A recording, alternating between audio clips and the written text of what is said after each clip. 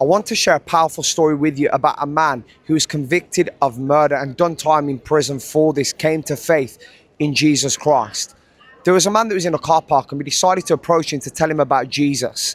And he didn't want to know, he's very hostile. And he said he will never step foot in a church.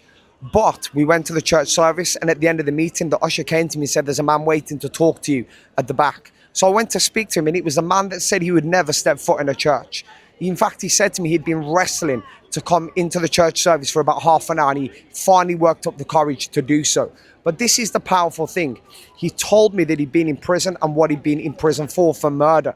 And he felt so guilty, so shameful. And I shared with him the gospel of Jesus Christ, that God could forgive him and God could erase away all of his sin and give him a brand new start and bring him to be at peace with God. And he said, could it be that simple? I said, yes. And at the back of the church, that man gave his life to the Lord Jesus Christ in tears. Listen, the gospel has the power to save, to change, and to transform people's lives. Share the gospel. God bless you.